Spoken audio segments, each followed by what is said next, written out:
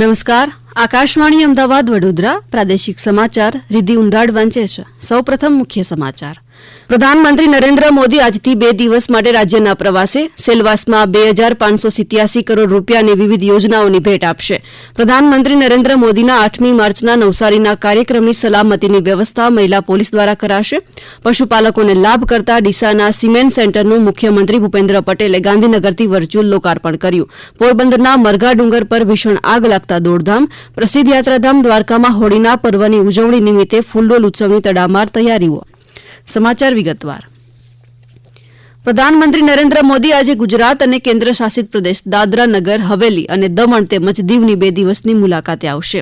શ્રી મોદી ગુજરાતના સુરત અને નવસારી અને દમણના સેલવાસમાં વિવિધ કાર્યક્રમોમાં હાજરી આપશે. પ્રધાનમંત્રી આજે સેલવાસના દાદરા અને નગર હવેલીમાં 2587 કરોડ રૂપિયાના વિવિધ પ્રોજેક્ટ્સનું ઉદઘાટન અને શિલાન્યાસ કરશે. શ્રી મોદી સેલવાસમાં એક જાહેર સભાને પણ સંબોધિત કરશે. સુરતમાં પ્રધાનમંત્રી સુરત ખાદ્ય સુરક્ષા સંતૃપ્તિ અભિયાનનો પ્રારંભ કરશે. સુરતમાં લગભગ 2 લાખ લાભાર્થીઓને પ્રધાનમંત્રી ગરીબ કલ્યાણ અન્ન યોજના હેઠળ લાભ મળશે. શ્રી મોદી આવતીકાલે આંતરરાષ્ટ્રીય મહિલા દિવસ પર નવસારીમાં લખપતિ દીદી સંમેલનમાં હાજરી આપશે. પ્રધાનમંત્રી 25,000થી વધુ સ્વસહાય જૂથોની 2.5 લાખ મહિલાઓને 450 કરોડ રૂપિયાથી વધુની સહાય પણ આપશે. આજે બપોરે 1 વાગ્યા વડાપ્રધાન સિલવાસામાં નમો હોસ્પિટલ અને અનુસંધાન કેન્દ્રનું ઉદ્ઘાટન કરશે. આ 450 પથારીયુક્ત આધુનિક હોસ્પિટલમાં આધુનિક સુવિધા ધરાવતો ઓપરેશન થિયેટર પણ છે. દમણ દીવ અને દાદરા નગર હવેલી માટે 2580 કરોડના ખર્ચે 62 વિવિધ પ્રોજેક્ટનું ઉદ્ઘાટન અને શિલાન્યાસ કરશે. દમણમાં 105 કરોડના ખર્ચે 7 પ્રોજેક્ટ, દીવમાં 150 કરોડના ખર્ચે 8 પ્રોજેક્ટ અને દાદરા નગર હવેલીમાં 120 કરોડના ખર્ચે 11 પ્રોજેક્ટનો સમાવેશ થાય છે. પ્રદીપ ભાવસાર, આકાશવાણી સમાચાર, દાદરા નગર હવેલી. નવસારીના જલાલપુરના વાંસી બોરસી ખાતે આવતીકાલે આંતરરાષ્ટ્રીય મહિલા દિવસ નિમિત્તે પ્રધાનમંત્રી નરેન્દ્ર મોદીની પ્રેરક ઉપસ્થિતિમાં લખપતિ દીદી સન્માન સમારોહ યોજાનાર છે. જેને લઈને જિલ્લા તંત્ર દ્વારા આ તૈયારીઓને આખરી ઓપ આપવામાં આવી રહ્યો છે. સમગ્ર તૈયારીઓને લઈને ગૃહ રાજ્યમંત્રી હર્ષ સંઘવીએ જણાવ્યું હતું કે આ લખપતિ દીદી કાર્યક્રમમાં પ્રધાનમંત્રીની સુરક્ષાની સંપૂર્ણ જવાબદારી ગુજરાત મહિલા પોલીસ સંભાળશે. જેને લઈને ગૃહ રાજ્યમંત્રી હર્ષ સંઘવીએ વધુ માહિતી આપી.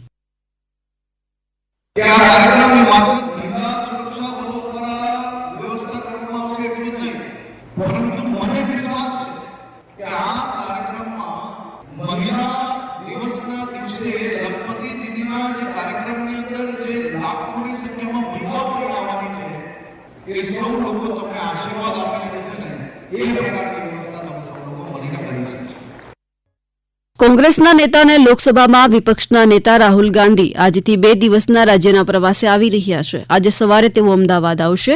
તેઓ અમદાવાદના પાલડી સ્થિત રાજીવ ગાંધી ભવન ખાતે કોંગ્રેસના પૂર્વ પ્રદેશ અધ્યક્ષ, વિપક્ષના પૂર્વ નેતાઓ અને પક્ષના વરિષ્ઠ નેતાઓ સાથે બેઠક કરશે. આ બેઠક બાદ તેઓ પોલિટિકલ અફેર્સ કમિટી સાથે બેઠક કરશે. આ ઉપરાંત તેઓ જિલ્લા પ્રમુખો અને અન્ય નેતાઓ સાથે પણ ચર્ચા વિચારણા કરશે. જ્યારે તેમના પ્રવાસના બીજા દિવસે અમદાવાદની રાજપથ ક્લબ ખાતે રાહુલ ગાંધી પક્ષના કાર્યકરો સાથે સીધો સંવાદ કરશે. બનાસડેરીના પ્રયાસોથી ડીસા તાલુકાના દામા ગામે સ્થાપવામાં આવેલા એક આધુનિક સિમેન્ટ પ્રોડક્શન યુનિટનું મુખ્યમંત્રી ભૂપેન્દ્ર પટેલે ગાંધીનગરથી વર્ચ્યુઅલ લોકાર્પણ કર્યું. પશુપાલકો માટે ઉચ્ચ વંશાવળી ધરાવતા અને વધુ દૂધ આપતા પશુઓ પેદા કરવાના હેતુથી આ make in India semen sex sorting મશીનથી બનાસકાંઠા જિલ્લામાં રખડતા ઢોરોની સમસ્યાનું નિરાકરણ થશે અને વધુ દૂધ ઉત્પાદન કરતા પશુઓ મળશે. ગુજરાત વિધાનસભાના અધ્યક્ષ અને બનાસડેરીના ચેરમેન શંકર ચૌધરીની ઉપસ્થિતિમાં યોજાયેલા કાર્યક્રમમાં સિમેન્ટ સેન્ટરના ઉદઘાટન પ્રસંગે વર્ચ્યુઅલ સંબોધનમાં મુખ્યમંત્રી શ્રી ભૂપેન્દ્ર પટેલે જણાવ્યું કે વિકસિત ભારતના નિર્માણમાં અન્નદાતાનું યોગદાન સૌથી મહત્વનું છે. આ સમાચાર આપ આકાશવાણીના અમદાવાદ વડોદરા કેન્દ્ર પરથી સાંભળી રહ્યા છો.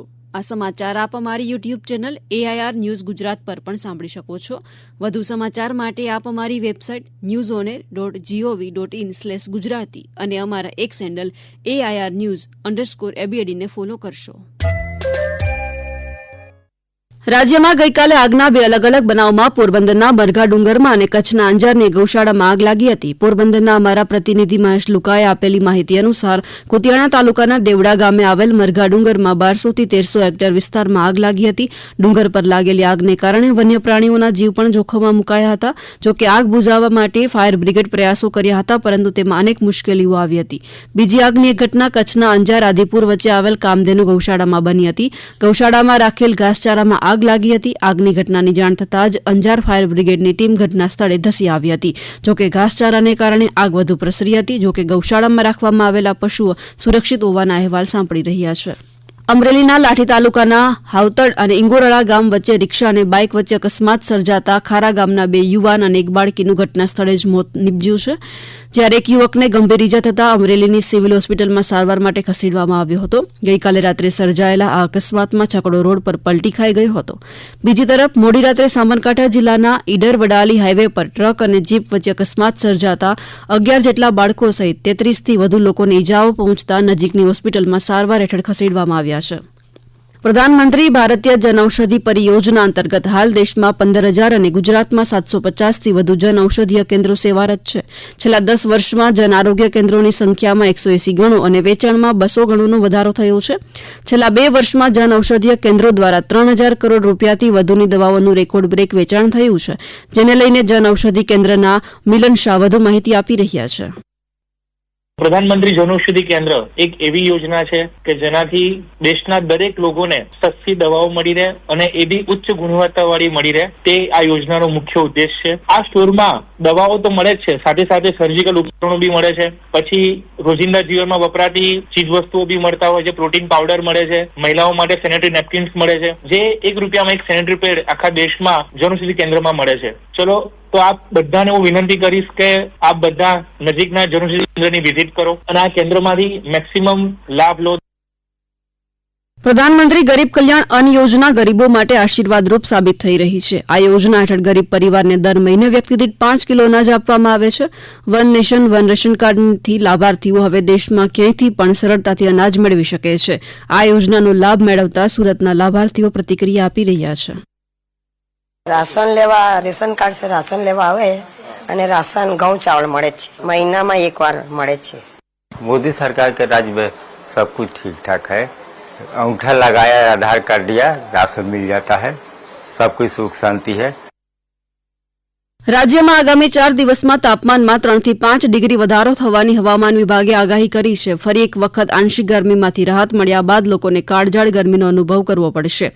આગામી 7 દિવસ દરમિયાન રાજ્યના કેટલાક ભાગોમાં મહત્તમ તાપમાન 40 ડિગ્રી સુધી પહોંચવાની શક્યતા પણ વ્યક્ત કરવામાં આવી છે.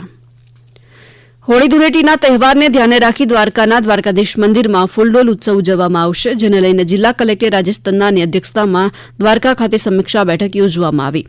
આ બેઠકમાં દર્શનાર્થીઓ માટે માર્ગ સલામતી, સ્વચ્છતા, આરોગ્ય, પાર્કિંગ વ્યવસ્થા, પીવાના પાણીની વ્યવસ્થા તેમજ વીજ પુરવઠો સતત જળવાઈ રહે તેની તકેદારી રાખવા સહિત દર્શનાર્થીઓને કોઈપણ પ્રકારની અવ્યવસ્થા ન થાય તેની તકેદારી રાખતા સહિત તમામ વ્યવસ્થાઓ સુનિશ્ચિત કરવા માટે તમામ વિભાગોને સૂચનાઓ પણ આપવામાં આવી છે.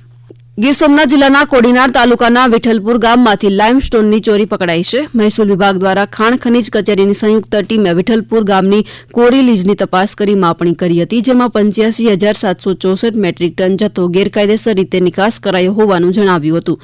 ગેરકાયદેસર નિકાસ બાબતે કુલ 4 કરોડ 32 લાખ રૂપિયાની દંડની રકમ વસૂલવા કાર્યવાહી પણ હાથ ધરવામાં આવી.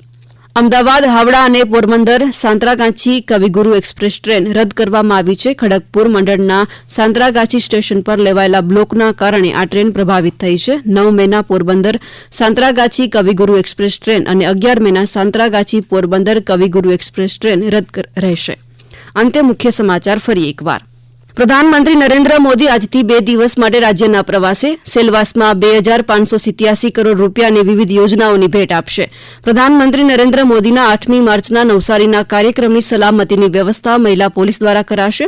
પશુપાલકોને લાભ કરતા ડીસાના સિમેન્ટ સેન્ટરનું મુખ્યમંત્રી ભૂપેન્દ્ર પટેલે ગાંધીનગરથી વર્ચ્યુઅલ લોકાર્પણ કર્યું. પોરબંદરના મરઘા ડુંગર પર ભીષણ આગ લાગતા દોડધામ. પ્રસિદ્ધ યાત્રાધામ દ્વારકામાં હોળીના પર્વની ઉજવણી નિમિત્તે ફૂલડોલ ઉત્સવની તડામાર તૈયારીઓ. આકાશવાણીના અમદાવાદ વડોદરા કેન્દ્ર પરથી પ્રાદેશિક સમાચાર પૂરા થયા.